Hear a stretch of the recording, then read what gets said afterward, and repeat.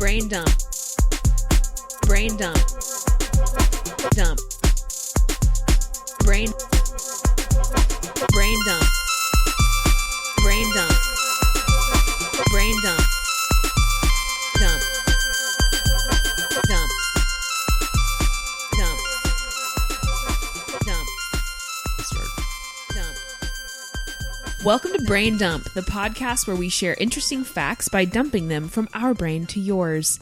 My name is Lauren Neat, a woman obsessed with the bubonic plague.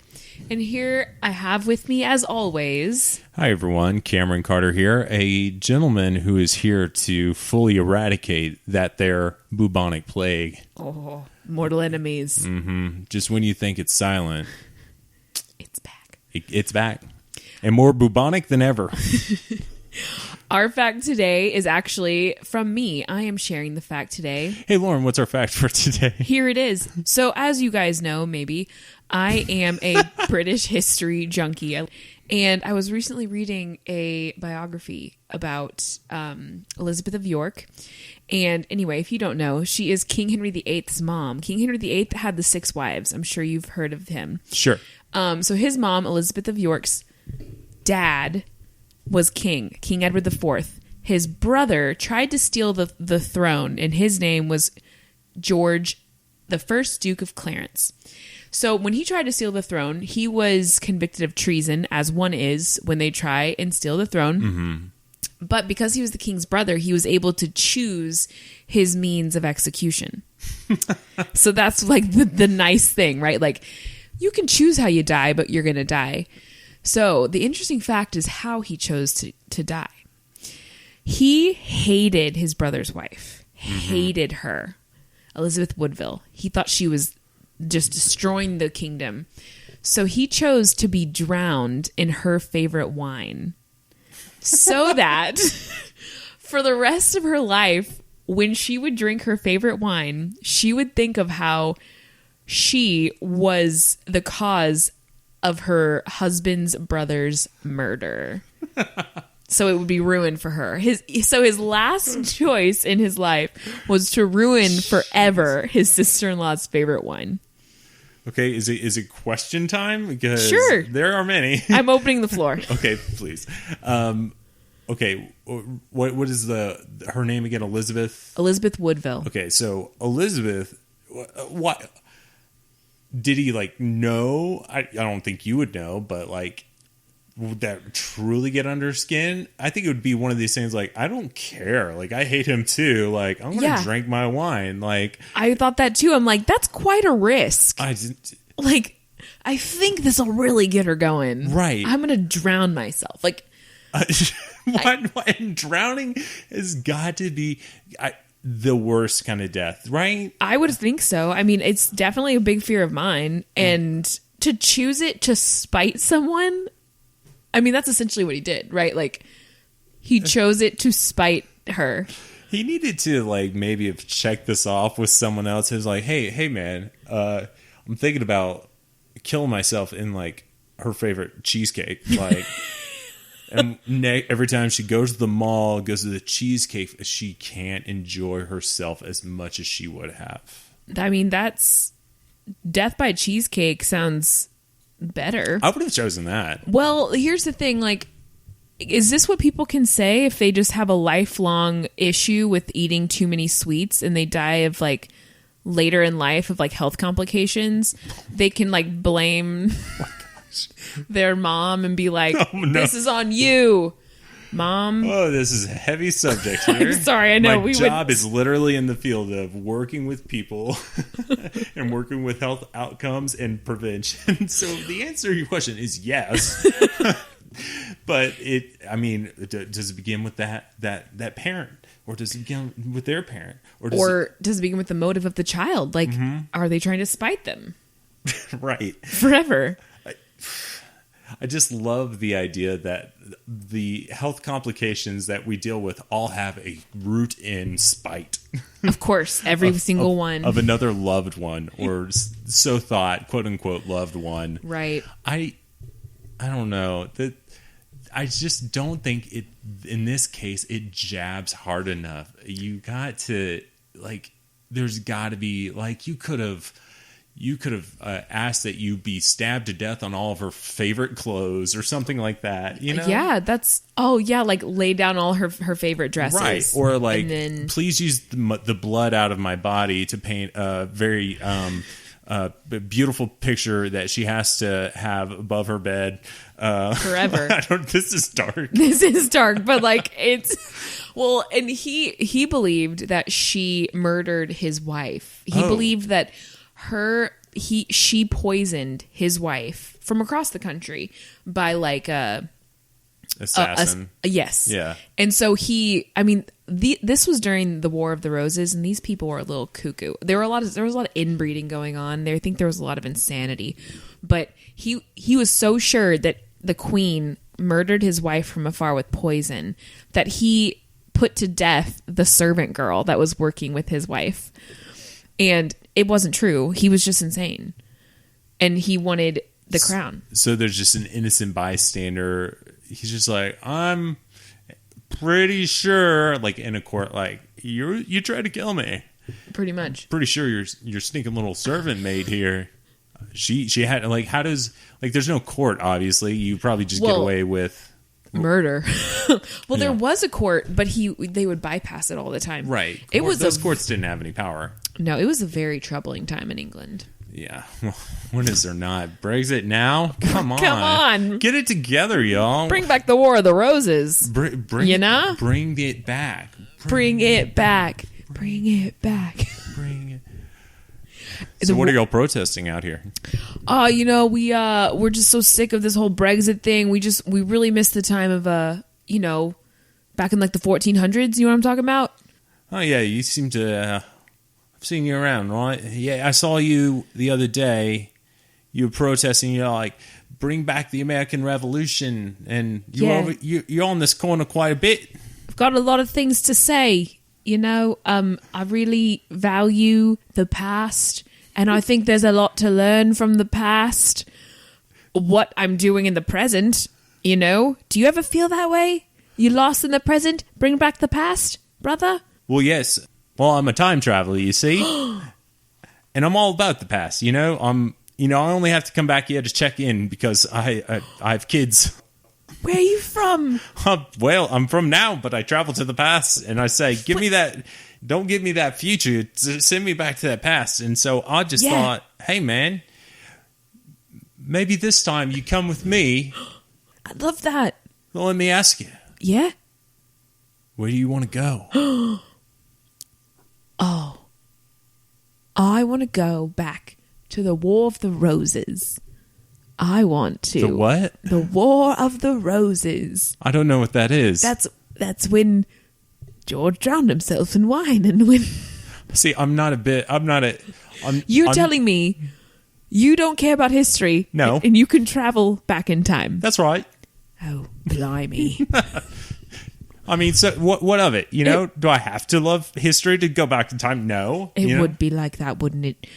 The one who doesn't care gets to go back anywhere. That's what I say. Puh is what I say. I didn't flush this curse on me, right? I'm forever cursed to be a time traveler, right? Oh, yeah. I mean, I'm telling you, you don't have to agree with me. I'm telling you my backstory. I know. What? I know you're down. I know these times seem troubling to you. Yeah. I'm just saying, hey, why don't I take one of these history buff nuts? That's back? me. That's buff nut. You're a buff nut. And I figured, let's do this War of the Roses thing, right? All right, let's go. Okay, let's go. So, who do you wanted to see this queen, right? And yeah. I think it's much like our current time where like you just can't go see the queen. I just kind of come in and I check out like the trees and the grasses and I'm like, that's cool. I got to go back and see my kids. Oh, I didn't think this through. I didn't think I would need right. Like leverage to see the queen. Look down. Look around you. It's a shithole, isn't it? Right. Looks similar, right? Gross. See, people always think that time traveling, like, you can time travel, like, oh, I want to go see George Bush crossing the Delaware. It's not a car or a plane. It's a time travel machine, you know? It doesn't move anywhere but in time, right? Right. Yeah, this is not nearly as cool as I was thinking. Right. So we literally have to find some form of transportation to get for like 100 miles. So. And do you see that man approaching us? Oh, he does not look well. Oh no, I think... Oh no, it's plague. Let's get out of here. He's bleeding. He's got the bubonic plague. He's got that bubonic plague. See, I don't want to give that to my kids. No, we gotta go. They're already sick. I gotta get back to them. I need to get to Walgreens and get some sort of anti-inflammatory now. It's not that fun, right? It was pretty gross. Pretty gross. We didn't even see your king or queen or any of these murders. Ugh. And I didn't. You know what? Better off not seeing them. I bet they have terrible teeth anyway. You know, no toothpaste. I don't want to see them smile. No. Yuck. Let's go get yourself another tube while you're there. Taking the tube to get your toothpaste. Take the tube. Give me some toothpaste and some anti-inflammatory for the plague. Best of luck to you. Toodles. See ya. I don't know. So, that sounds right. Do you think that when, can I ask you this? How do you want to die? If you had your pick of the litter on how you could die, but you had to die, I mean, the sky's the limit. You can involve as many people or as much money, anything, and you get that sweet death. Sad death. It's gonna happen, right? There's no way around it. Right. But if I had to choose, I am a wuss, so I want it to be as painless as possible. First of all, I can't handle pain, so maybe like a slow, something that kind of puts me to sleep very, very slowly. So you just kind of like slowly go into sleep, but you're also like maybe on a beach, so you kind of just feel like you're going for a nap in the sun. You're like, this is nice, like a deep beach nap. Yeah, like I've had that. You ever just feel so relaxed? Like, is this what death is like? I don't know. I don't feel that. Do you ever? Yeah, you like get there and you're like, am I asleep or am I just really relaxed? I think that almost every morning. Every morning? Almost every morning I'm laying in bed and I'm like, am I sleeping? And then I'll realize 30 minutes have gone by. I'm like, yep, I was. You're that aware during that state? Yeah. Sometimes. It's weird. Is that normal? I don't think I'm not the baseline for anything normal, but I don't know. Well, how would you die? How would you answer that question? I think it would be adventurous. I think, I always think like something cool like hang gliding. I mean, it's not that. That's traumatic. It's traumatic, but it would be, I would give myself like a pill or something. I would like to be dead before the impact, So you're like, I want it to seem adventurous and exciting, right? But really, I drift off in a peaceful sleep while I'm gliding over the Grand Canyon, a peaceful meadow, And then you crash, but they're like, no. And it's not even a violent crash. It's just like you could picture it like slowly coasting to the ground, and just my body gets roughed up just a little bit. It's just going into a peaceful grassy meadow. Yeah, kind of like how a paper airplane lands. Yeah, exactly. If you made it right, but I would say, give me that pill. Okay. Put me on that glider and push me off in the Grand Canyon. Yeah. But before that, I want to know how to like hang glide. So like you want to make sure you have a few hang glide trips before that one. Right. Gotcha. So like when you're really old and you're like close to death anyway, you're like, one more hang gliding trip, please. And then I'll know. We have to honor his trip. Me too. This is Make-A-Wish for old people. Why don't old people get Make-A-Wish? I'm young at heart. I don't don't know. Why did the kids get Make-A-Wish? Oh gosh. Well, you know, We've been through so much more life that I'm not my going gosh. there. I don't know. Cameron's death will probably be coming earlier. Okay.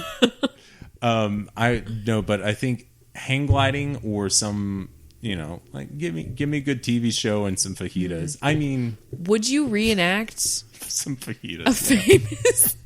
a famous death scene, but it might be your actual death scene? Oh, geez. This is an incredibly morbid topic. This is very morbid. Hey, you did this, not me. What was mine? I did. I was talking about Chuck E. Cheese. Come on. I know, and now I brought it to death. But he was treasonous. What did he expect to happen?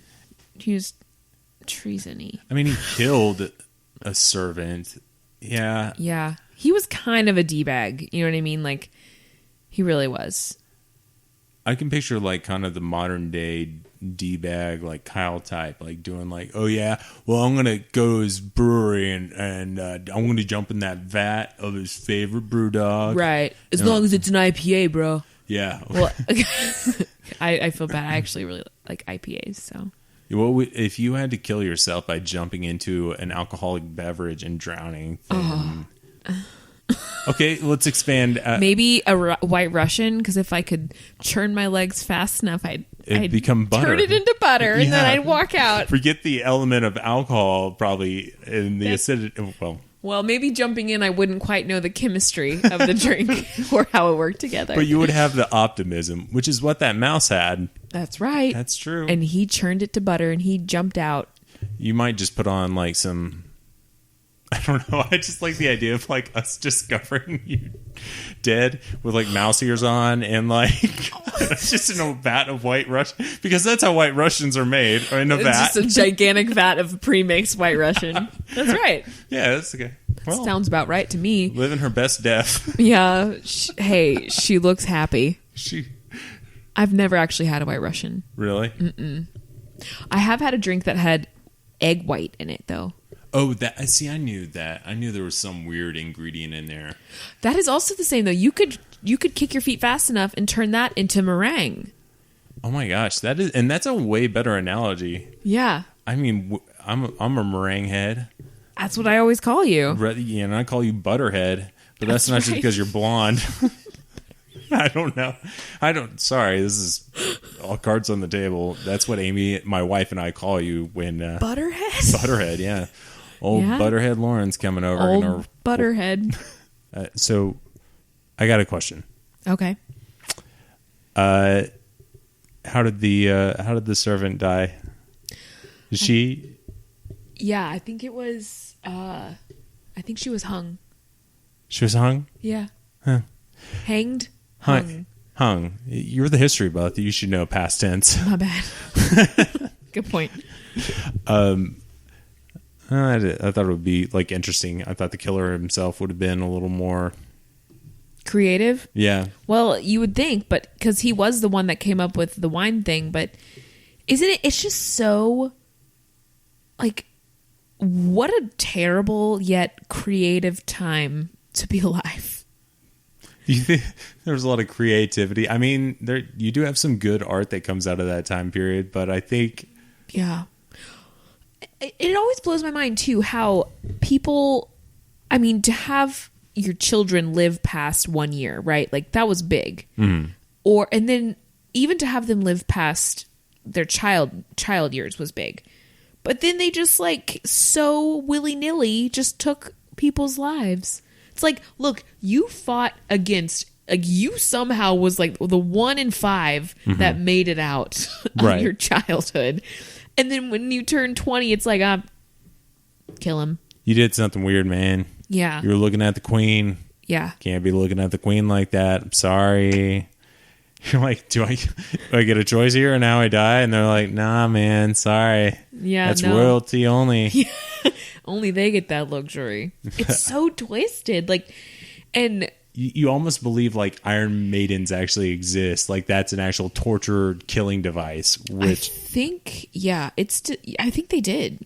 Didn't they? I felt like I could be wrong. Hey, hit us with that fact next week. Yeah, Iron Maidens. I'm pretty sure they didn't, but I think people, it's like so crazy during that time period. You're like, sure, whatever. Of course they would, put someone in a...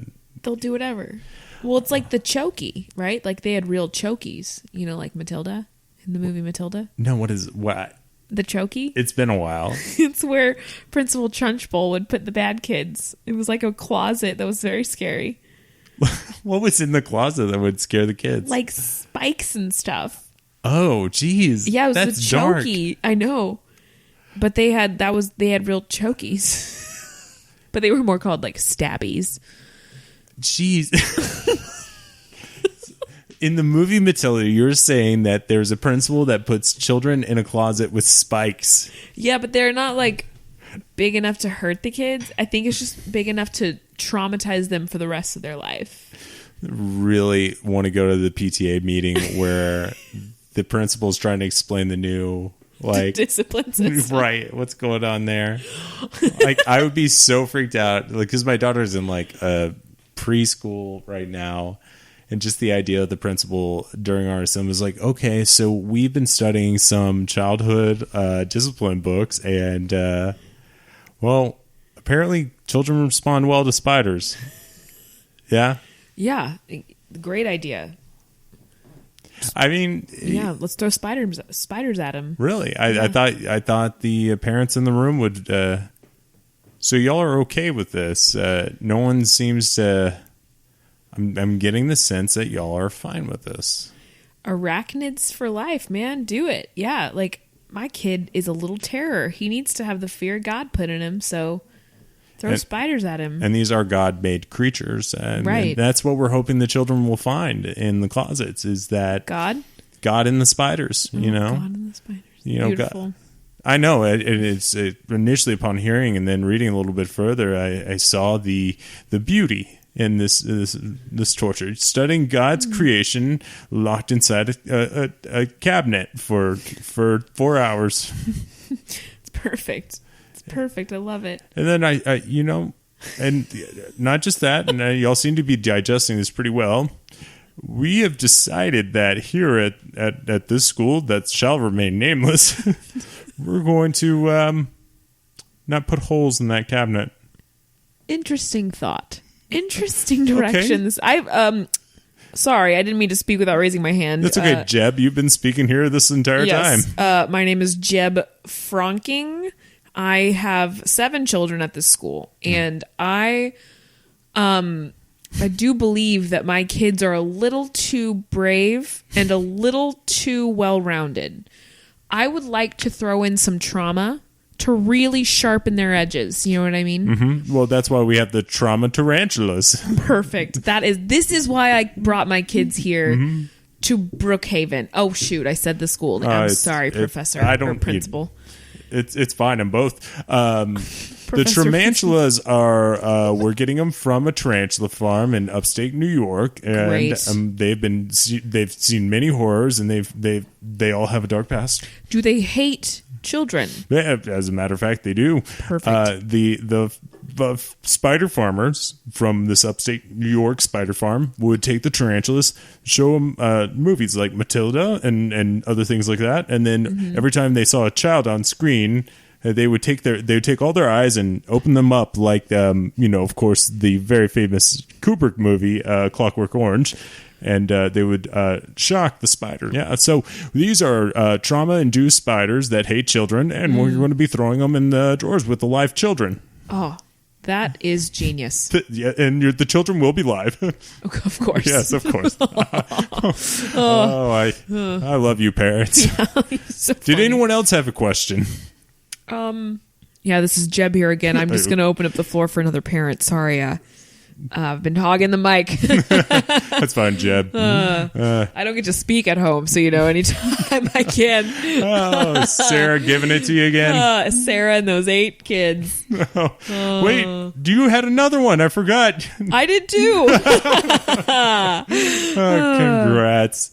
Those little Thanks. 8. 9 now, Principal Professor.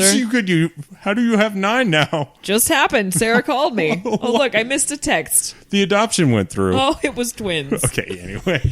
So, I think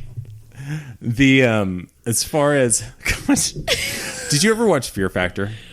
Not on purpose. But I do. No. Like, I cannot watch it to this day. It just seems so horrible, like so uncomfortable. I'd rather watch The Big Bang Theory. No. Ooh. Fighting words. I know people. I don't love The Big Bang Theory. It's I've tried to watch it the other day just because BBT or Fear Factor? Big Bang Theory now. Okay. Sorry, you got me on that now.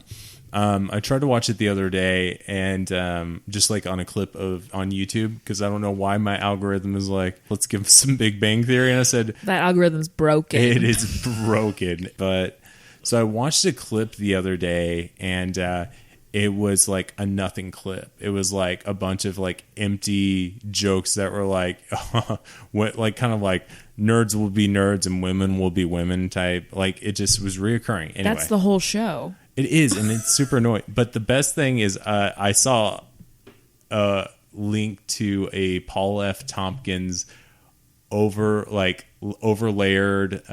laugh track where it's just one person instead of an entire crowd laughing at the jokes. And so they'll crack some joke and it'll just be empty and you're just here. It's just so like I would love to watch the show now with just kind of like one person in the crowd. Like, oh no, like women be women. Nerds be nerds. Do you think if you were invited to be the sole like laugh track member of like on set for Big Bang Theory, would you do it? And they're like, anything you say, we're gonna put in the show. Like, so I could be completely honest. Yeah. If like, it was funny, I laughed. If it wasn't funny, I didn't laugh. Yeah. And if you just want to talk over them too, I would for sure do that. 100%. Like 100%. You would just call your mom and just like talk to her, or I'd be like, not funny. Just right when they're waiting for the laugh. Try harder. Why are y'all still on the air? So close, but no. What is CBS even?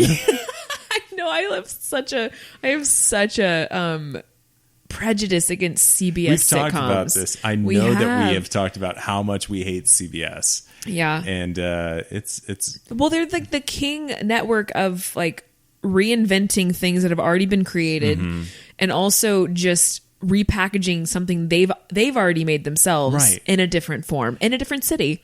CSI Miami, like okay.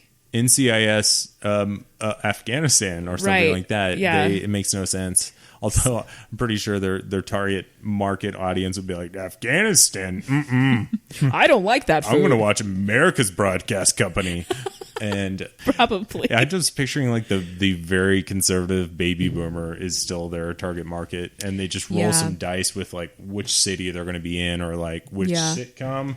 Is it a husband and wife that fight all the time? Which one are we going to watch? Sounds perfect. Oh, it was on the dice. It was all that. Or like CSI. What would be the worst CSI city? Like CSI. Paris, Texas. That would be funny. It'd be like a mixture of Cops and CSI. Yeah. I'd watch that. I'll watch that. How about CSI... War of the Roses, London. Oh my gosh. I'm there. Yeah? I mean, I'm not there. I don't want to be there, but I will watch that. Yeah. And like you find him in the wine vat and like somebody, this doesn't seem like an accident. I mean. And then the king's official's like, it wasn't. And he has glasses, he takes them off, and then someone's like, what are those? Very good. Well, that about does it for another episode of Brain Dump. That's two. That's two. You know what? If you like this, I do. I like doing this. Are you asking me if I like it? Do you like doing this? I do like it. Okay, cool. Why don't you ask our viewers? Ask them if they like to do it. Do you like doing this, viewers? Listeners? We'll find out. There's only one way we can find out from y'all. A handwritten note. A handwritten note. Send it to iTunes, care of iTunes at Apple Way in Apple, California. Uh-huh. and tell them you like the show. Or you could just do the easier method and get on Apple iTunes reviews and drop us a sweet review. We could take that. We'll take it. Take it to the bank. And dump hold it and love it. Well, that about does it for this episode. We'll see you next week where we talk about airplanes. Oh.